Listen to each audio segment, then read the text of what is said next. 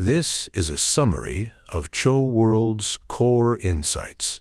Today, based on an in-depth interview with Marc Andreessen and Lex Fridman, we'll take a closer look at the U.S. government debt, AI innovation, and insights into investment and the economic outlook. First, let's examine the U.S. national debt issue that Marc Andreessen has emphasized.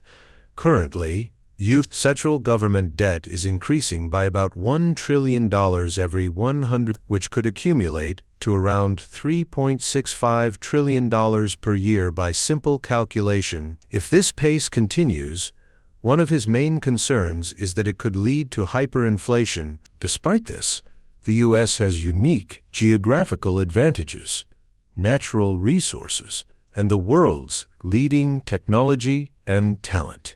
Marc suggests that the prosperity of the 1920s, known as the Roaring Twenties, could re-emerge after 2025. Factors such as energy independence, AI, software innovation, and increased economic productivity are cited as grounds for this outlook. Notably, AI is moving beyond simple automation and is changing the coding paradigm itself. Marc Andreessen emphasized that with AI coding tools, a single developer can achieve the productivity level of a small team in the past.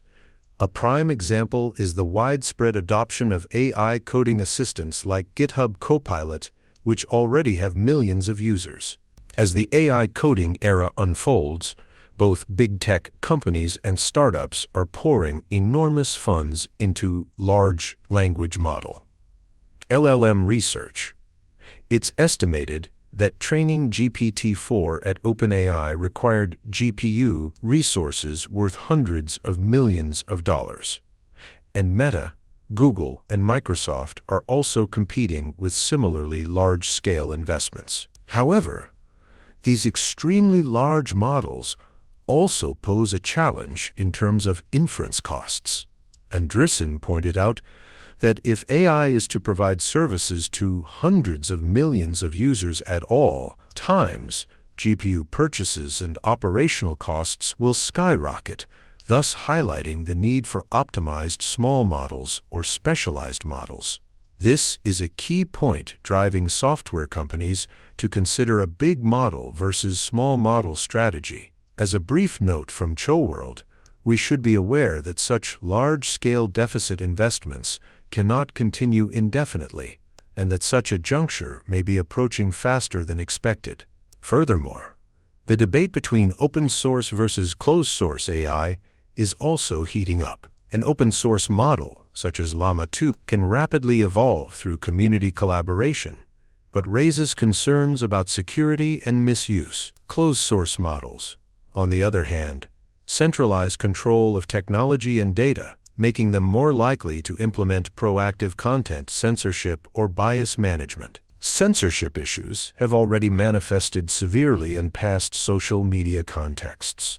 Revelations that governments and some large platforms have uniformly blocked or suppressed content under the pretext of hate speech, misinformation, etc., or used algorithms to control its visibility in search results. Marc Andreessen likens this to a ring of power, warning that the AI field could fall into the same trap.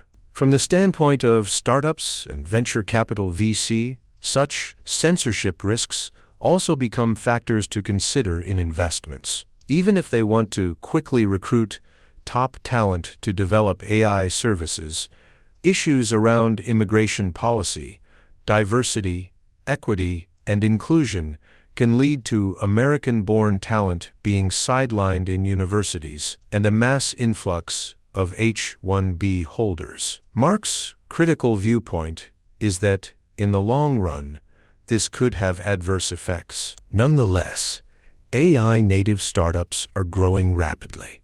Companies that are fully redesigning user experiences, such as AI-based email or IDEs, have been leading the investment market since the second half of 2023. Some analyses suggest that a single developer with AI at their side could increase productivity by 5 to 10 times. In terms of investment size, funds are pouring into AI from angel investments all the way to large funding rounds.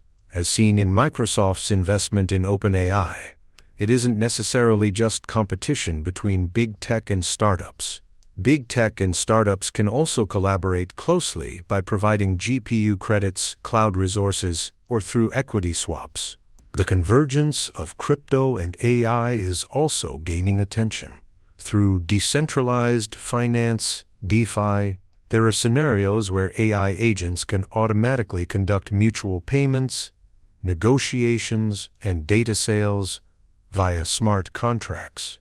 This field still faces significant regulatory barriers, but if government reform proposals like DOGE are enacted in the future, regulations could be relaxed. The Department of Government Efficiency is a term Marc uses to describe his vision for a new administration that would undertake major reforms of regulations and budgets to make the government more efficient. Elon Musk has also mentioned using social media for government reform, communicate directly with the public, suggesting that doing so could greatly enhance policy momentum. What's interesting here is how quickly the narrative about leading AI players among big tech companies has shifted in just a few months. By the end of 2022, it seemed OpenAI was dominating the field, but in 2023, the emergence of at least 6 God models from Meta, Google, X, AI, and others indicates a rapidly changing competitive landscape. Ultimately, Marc's overall outlook is that, despite risks of debt and inflation, AI will present significant opportunities for the U.S. Over the next 2 to 3 years. Competition for GPU infrastructure, conflicts between open-source and closed-source approaches, adjustments in DEI and immigration policies, and the convergence of AI and crypto will make this landscape even more dynamic.